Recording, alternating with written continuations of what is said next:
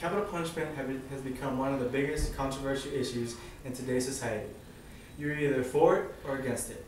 Me personally, I believe that capital punishment is unjust. I believe that capital punishment is cruel, and I believe that capital punishment is immoral. You cannot rationalize killing another human being no matter what the situation. If they killed a member of your family, you must not seek revenge. Revenge is a confession of failure. Failure meaning the failing to obey God's will. Only God can decide on who lives and who dies. John Deere, a Jesuit priest from the Society of Jesus, in a June 17, 2008 National Catholic Reporter article titled "Abolish the Death Penalty Now," wrote, "Capital punishment can claim nothing to commend it.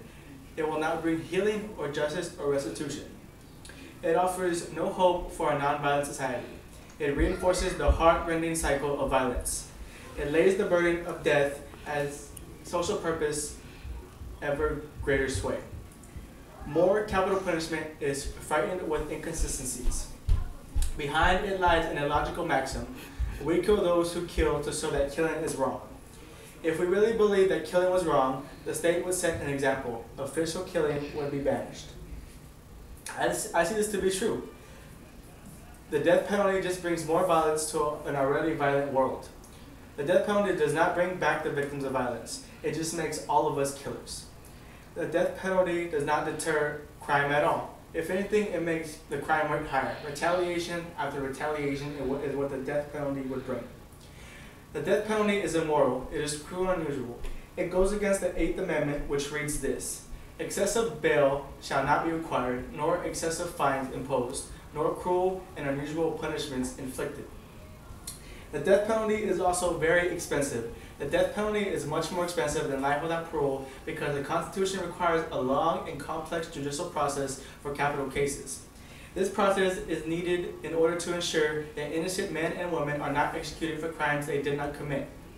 And even with these protections, risk of executing an innocent person cannot be completely eliminated. California, which is one of the biggest and worst states imposing capital punishment, could save $1 billion over 5 years by replacing the death penalty with permanent imprisonment. And taxpayers pay $90,000 more per death row prisoner each year than on prisoners in regular confinement. Now multiply that by 33, which is how many states still use the death penalty today. And many Christians believe that God commanded, "Thou shalt not kill," Exodus 21:13, and that this is a clear instruction with no exceptions. St. Augustine erased some objections on this statement and wrote in the City of God, "The same divine law which forbids the killing of a human being allows certain exceptions, as when God authorizes killing by a general law or when he gives an explicit commission to an individual for a limited time. Since the agent of authority is but a sword in the hand and is not responsible for the killing, it is no way contrary to the commandment, 'Thou shalt not kill,' to wage war at God's bidding or for the representatives of the state's authority to put criminals to death, according to the law or the rule of rational justice." St. Augustine, the City of God.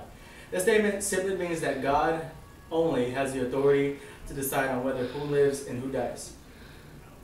The death penalty needs to be abolished in all states. Money is being wasted and our economy is suffering. Our money needs to go where it matters and not to something that is cruel and unusual, not to something that is moral, and not to something that is against the will of God. Once again, we do not own the right to say whether a human being deserves to live or die.